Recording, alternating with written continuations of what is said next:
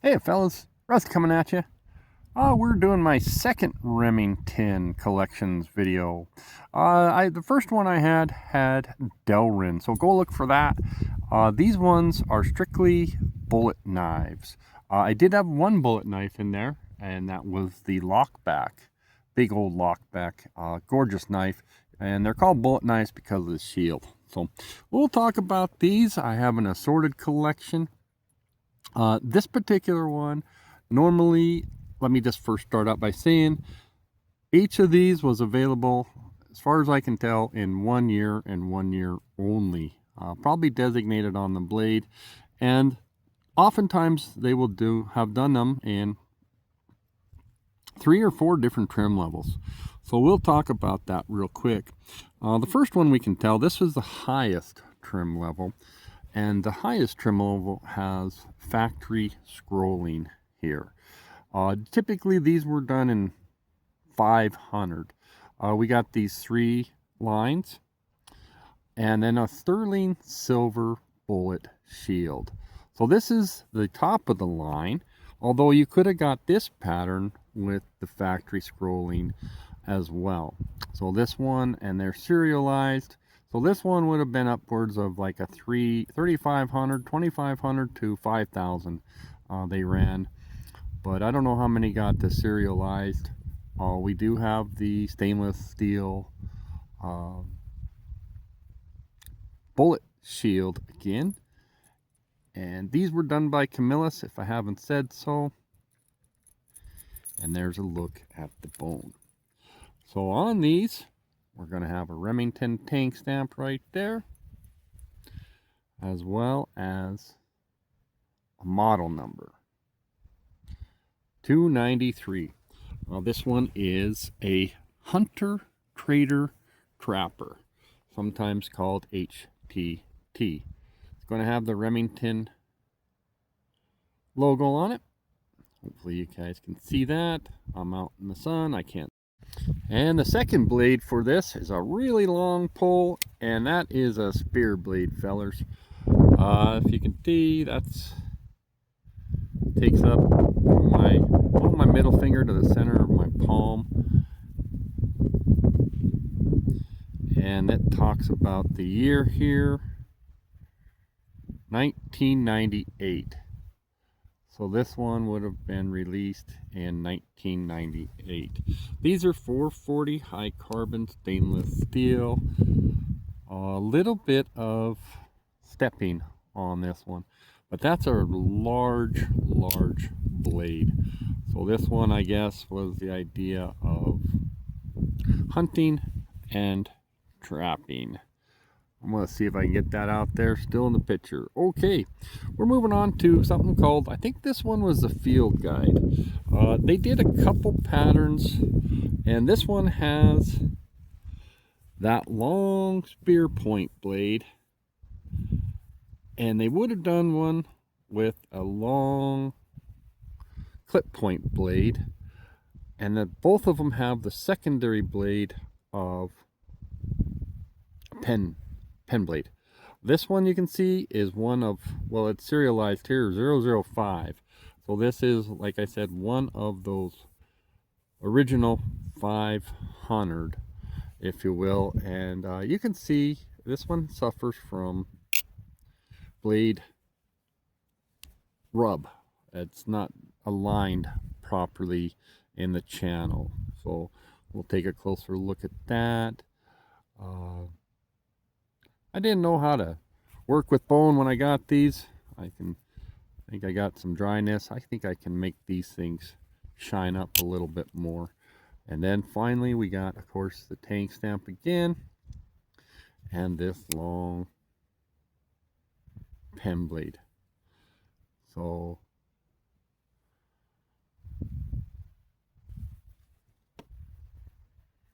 kind of take a peek at the colors on this. Both these two, these are sharp, fellas. So I already, as I'm opening my knife into one, I gave myself a whack. When I say a whack, I mean a cut. So, all right, over here. Okay, as I was saying, over here, I have the Jumbo Trapper, and you can see this has more orange than that brown. So this was an earlier, I think, than those two. Hopefully I remembered to show you all that good stuff as far as the tank stamps and the dates and so on. This is the, it's an R1128. And that's the, these are pretty famous. If you get one of these out of the 1920s. This one comes to us out of 1989. I'm hoping you can see that there. Nice, beautiful spay blade. I'll tell you what. And these things, like I mentioned, just got done mentioning, these are sharp. So great transitions across the back here.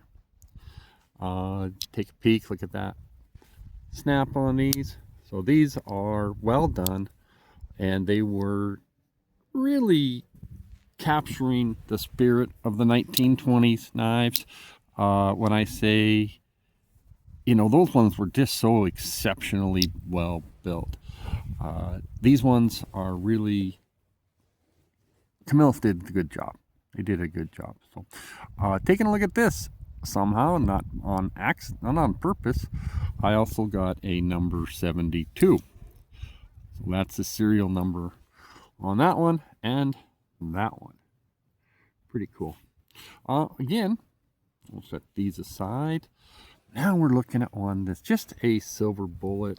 Well, it's actually a bullet knife, excuse me. And this one is not the silver bullet. And it doesn't say sterling on the bullet shield. And roughly re-dyed this one. They typically leave these with a green bone. Only I didn't think it was a green bone. So I added some brown bone to that. I knew it was going to come out lighter looking. I did get some sort of patina on the springs during that process. We have a nice little notch here, which allows for access to a muskrat type of a blade. So this is, what's this one often called? I think this is the, I can't read it, so but it's, in a way, it's a muskrat. It's an equal, like I was saying, it's an equal end. I don't know if we call it a moose or a muskrat, but over here is the access for your secondary blade. And I almost saw 33 something 58, but that's a spay blade here. You can see that one. We'll go ahead and open that up, evaluate how the springs look across the back. Well, this was made in 2005, so I can't remember. Like I said, golly dang it, these were called, I don't know.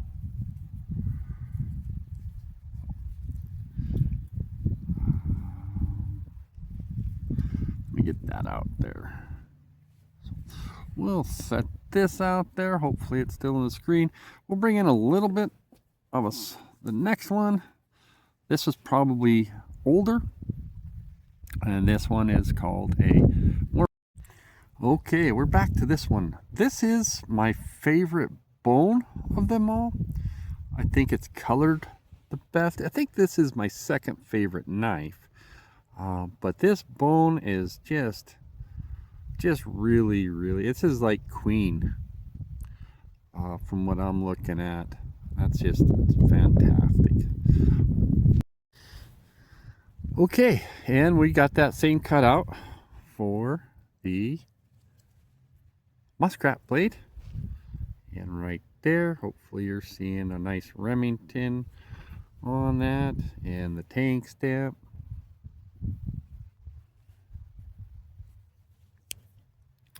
And feels nice across the back. But this should be about 3 7/8. We have a half stop, good springs, good build quality. Oh, let's see if we can get you guys any year. Is that a 88? I'm not sure. Do we have a... Should have a Remington tank stamp. I believe that's part of the deal with these, is all the blades are tank stamped. And there it is. And there is the model number. So we'll open these up. Careful not to cut myself. I think I'll put these where we can see them. And we'll go with the last one. I don't remember. It's called Old Glory. I can't remember what the heck. Old Reliable. Old Reliable. So that's what this pattern is called. It's really a swell end jackknife. And I do like the bone on this. At first I didn't. I was looking for one that didn't have this white spots in it, this milk. Now I have 180'd. I do like it. So fantastic there. Oh yeah, R103. Hopefully you guys can read that. Just a great knife. This might compete with some of my marbles. I got some 2001 marbles, the English jacks and so on, and they're kind of about the same size and blade shapes, and I really like those. Okay, and we have the half, and this is the one I cut myself on, by the way. And then our pen blade, again with the tank stamp. And over here, these were from the year 1999. Okay, nice pull on that. These are not too strong and not too weak. They're kind of a Goldilocks. They're just right. So with that, guys, I think what I'll do now, see how I open this all the way instead of halfway, because there's not enough room for your finger there, Rusty. Dumbass. All right, me, not you. Hey, I got a pile of knives here. I got some wind blowing. I'm going to take some stills so you guys can see these in the open, how they compare in the open lengths and so on. And or at least if I show it to you, maybe I'll just put sound to it. All right. Check out my Winchesters. Check out all my collection knives. I'm proud. I'm happy to show them to you. And I'm proud of what I ended up with. So, thanks again. Bye-bye.